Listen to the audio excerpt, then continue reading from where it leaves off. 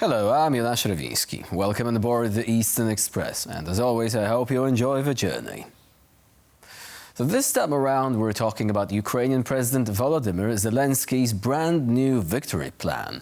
Now, you might be thinking, didn't Zelensky already have a victory plan? Wasn't it something like kick Russia out and live happily ever after? Well, Zelensky recently presented his victory plan to President Joe Biden and two U.S. presidential candidates, Vice President Kamala Harris and Donald Trump, the former U.S. president. Now, this week, he will continue to seek support for this idea. So what does it entail? Well, first, let's take a look at our latest report. President Volodymyr Zelenskyy is set to unveil his victory plan to the Ukrainian parliament. Presidential advisor Serhiy Leshchenko has confirmed that the presentation will be a key event for the governing body. The announcement comes just ahead of a crucial European Council meeting in Brussels, where Zelenskyy is scheduled to address EU leaders about ongoing political, economic and military support for Ukraine.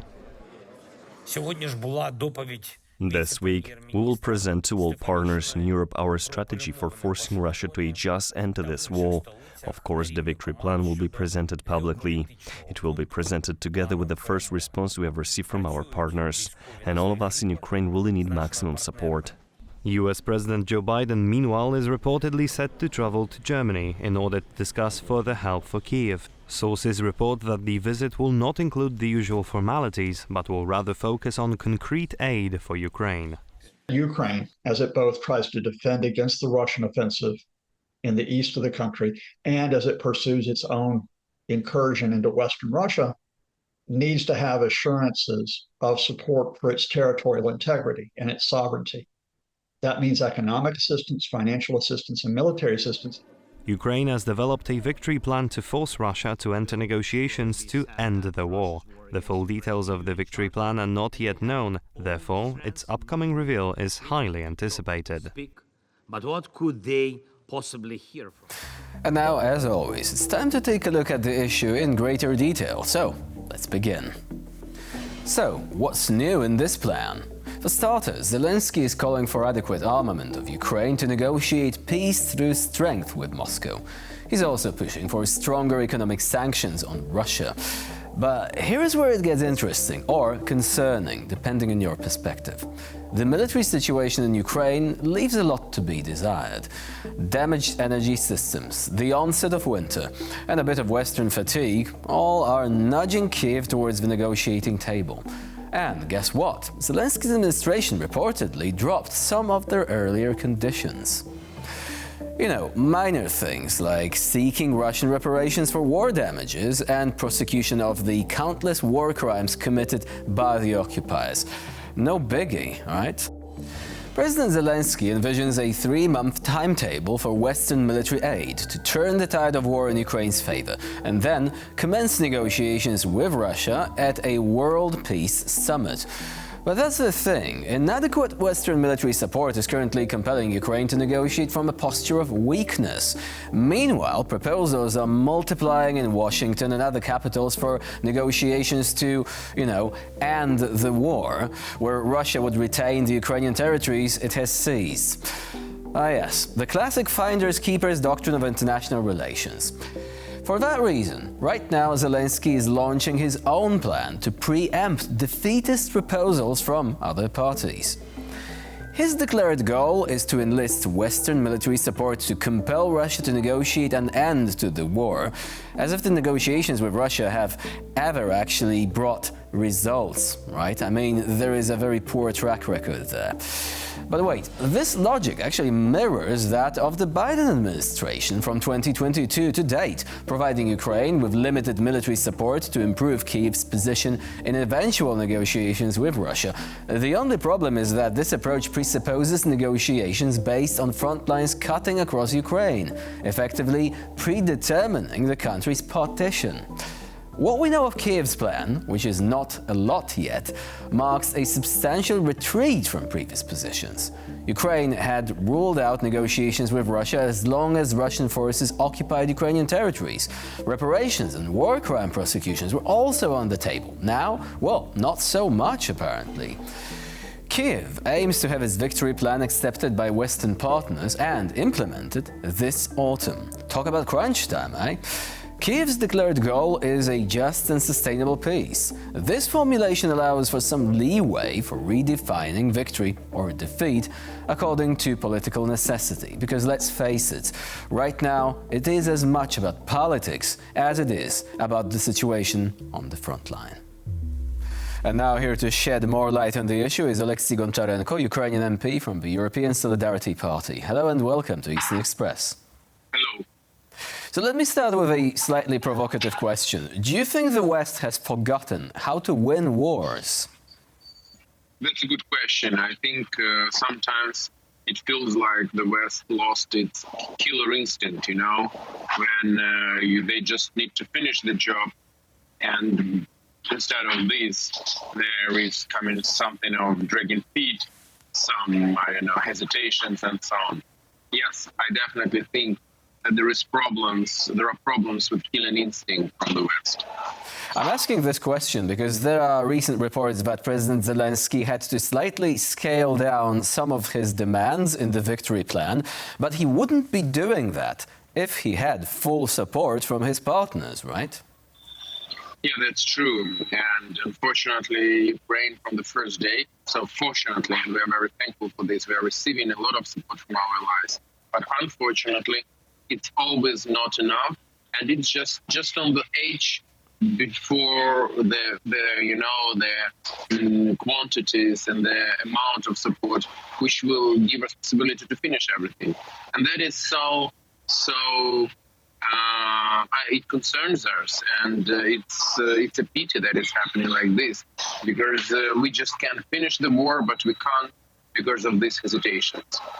It appears that some of the commentators in think tanks are actually, they understand this particular position and sentiment. The Jamestown Foundation recently published an article about the war in Ukraine, and they said, well, the approach that the Biden administration is taking is defeatist because it assumes that Ukraine will probably have to concede some of its territories. So it is not about winning the war, it's not about pushing the Russians out, but it's just about allowing Ukraine to survive. And of course, we have to mention the so-called J.D. Vance plan, which is once again freezing the conflict on the line of contact. But coming back to the plan of victory of President Zelenskyy. President Zelenskyy is going to present the details later on this month. Do you think that there is still something that could convince European leaders and also the leadership in Washington to actually, provide some of these weapons that Kiev is asking for? Because Kiev clearly says, look, if we had these weapons, we could still turn the tide of this war. Yeah, that's true, and I can confirm it, that if we would have these weapons, we can still finish this war victoriously and restoring international order, not just Ukrainian territorial integrity, but international order and international law.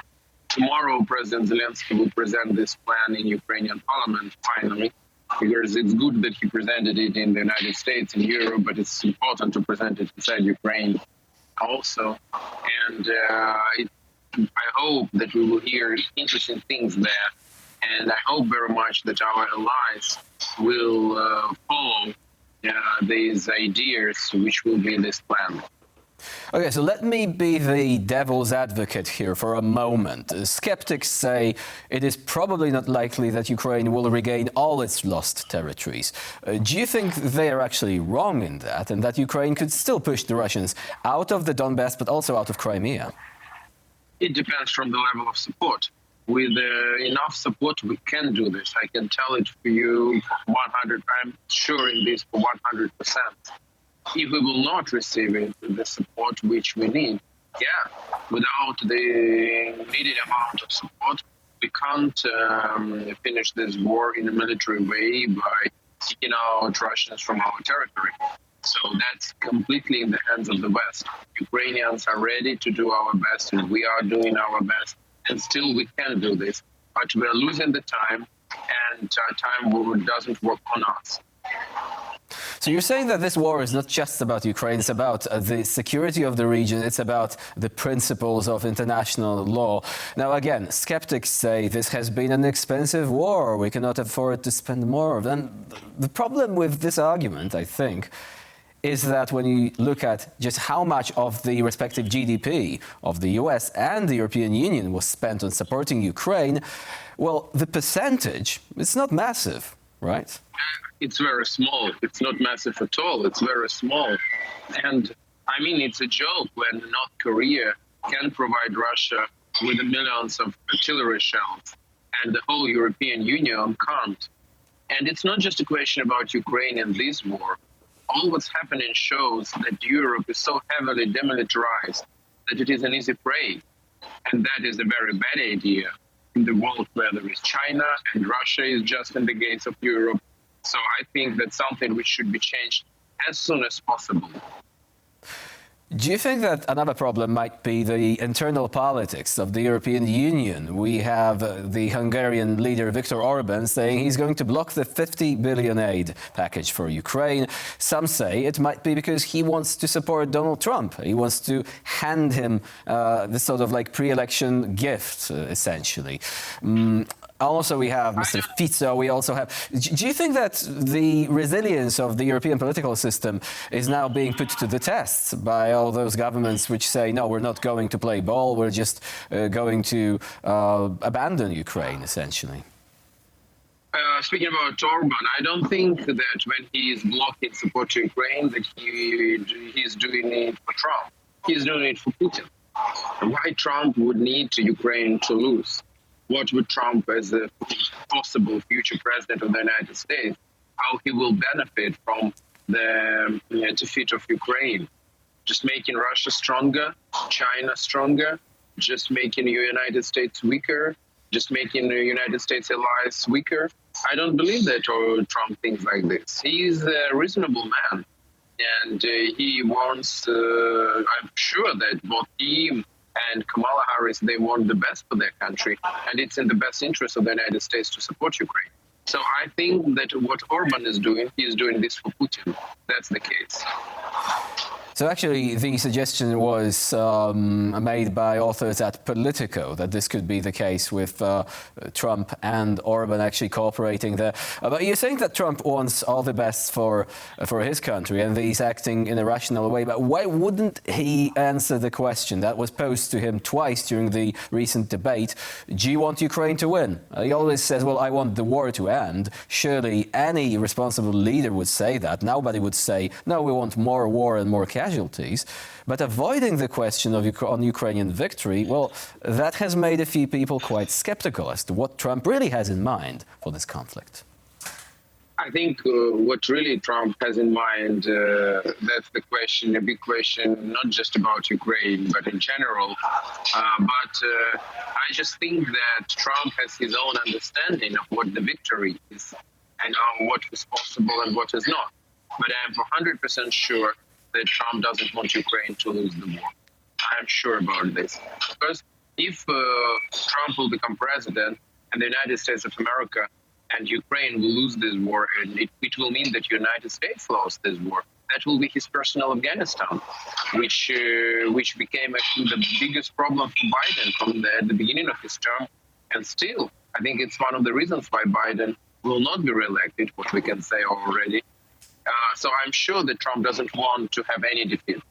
He wants to be a winner.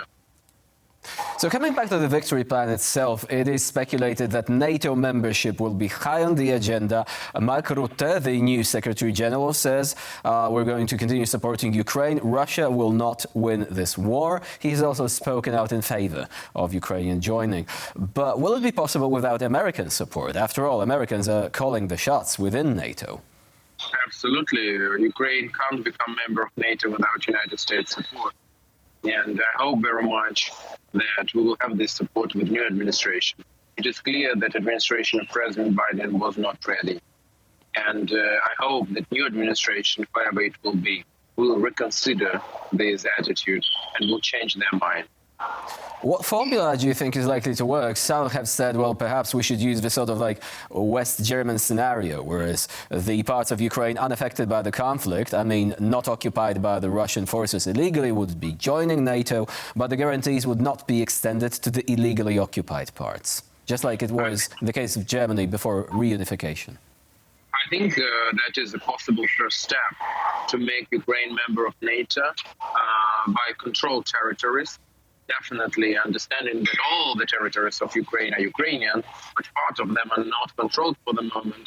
So the first step can be membership of Ukraine in NATO with the Article 5 covering controlled territories. I think it can be the possible first step. Now, we often talk about so-called peace plans. Some of them are made in good faith, others are not. A lot is being said, for example, about the involvement of the global south, China, India. Yet we know that China has been playing a very ambiguous role. We also have a report from Bloomberg that India is supporting lots of dual-use goods to Russia, for example, electronics. This is actually the way that Russia is obtaining this kind of equipment, and it can be used in weapons production. So what do you think when, people say, OK, so we might actually have to agree to some of the proposals being advanced by these countries? And yet these countries, well, they profit from Russia's aggression in an indirect way, in the very least. That's true. And I think that I will now speak more about China, because I think that there is an excess of chaos in the world, which is North Korea, Iran, Russia, their proxies like Hezbollah, Houthi, Hamas, but I am sure that behind all of them is standing China. That's why this excess of chaos still exists. And China is benefiting from the war in Ukraine, unfortunately, both because of Russia is so dependent from them now, when they're selling their natural resources to China, on the small prices because they don't have where to sell it elsewhere. When Chinese companies took hold of the Russian market, but also militarily, China watches and they think that they test how strong is the West. And I think that they are looking for possibilities also to attack Taiwan, and maybe not only. So China is a very big elephant in the room here, unfortunately, and is playing big role, and this role is a bad role.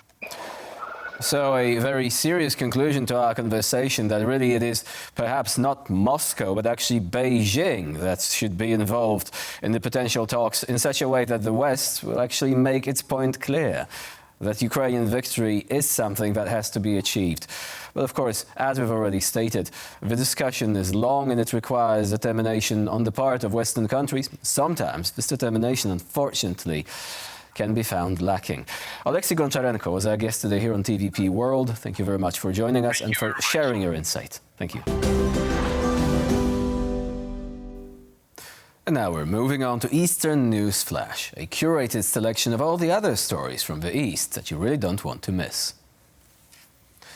The life of Ukrainians living on Russia-occupied territories is about to worsen even more. Beginning next year, access to free medications in those regions will be restricted to those holding a Russian passport. This is Berdyansk, one of many Ukrainian cities in Russian hands. The Eastern Human Rights Group has announced that starting in 2025, access to free subsidized medications in Russian-occupied regions of Ukraine will be restricted to individuals holding a Russian passport. This new policy will particularly affect Ukrainians suffering from chronic conditions such as diabetes and bronchial asthma, who will no longer qualify for essential medications without the required documentation. This policy mirrors previous actions taken in the city of Starobilsk in Ukraine's Luhansk region, where residents have already been denied medical services if they do not possess a Russian passport. Ukraine's National Resistance Center has condemned the policy, labeling it a deliberate act of genocide aimed at systematically eradicating the Ukrainian identity in occupied regions. Afghanistan's Taliban government has pledged to gradually implement a law prohibiting news media from publishing images of all living things This legislation follows the recent formalization of the Taliban's strict interpretations of Islamic law, which have been imposed since the return to power in 2021. Since the Taliban takeover in Afghanistan, the country has seen a gradual decline in civil liberties and the introduction of Sharia law. The latest decision announced by the Ministry of Propagation of Virtue and the Prevention of Vice will introduce even more restrictions. The new law detailed several rules for news media, including banning the publication of images of all living things and ordering outlets not to mock or humiliate Islam or contradict Islamic law. Meetings with journalists in various provinces have indicated that local media must adapt by taking photos from a distance and limiting their coverage of events.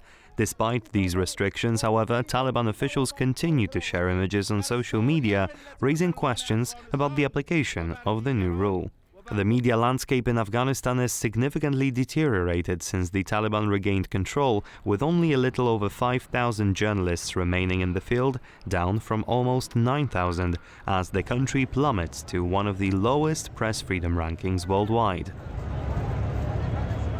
Maria Kolesnikova, a prominent figure in the Belarusian opposition, has been held incommunicado in prison for 18 months.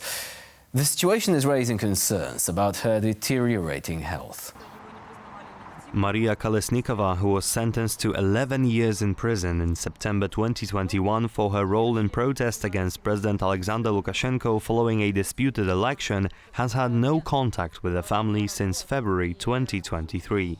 Reports indicate that Kolesnikova has been in solitary confinement for over a year in violation of Belarusian law, and former inmates have noted alarming details regarding her health, including significant weight loss and suspected malnutrition. Kolesnikova gained international attention for her courageous defiance, famously tearing up her passport at the border to avoid forced exile. Her continued imprisonment highlights the brutal suppression of dissent in Belarus, where many opposition figures remain imprisoned or exiled after the violent crackdowns on the 2020 protests. The European Union has sanctioned Moldovan opposition members for their links to Russia. The European Union is concerned about the threat of Russian interference in the upcoming presidential elections in Moldova. The newly imposed sanctions are aimed at top officials of the Autonomous Republic of Gagauzia. The republic maintains close relations with Russia and has opposed integration with the European Union. The sanctioned individuals will not be able to travel to the EU. Their assets held in the bloc will also be frozen.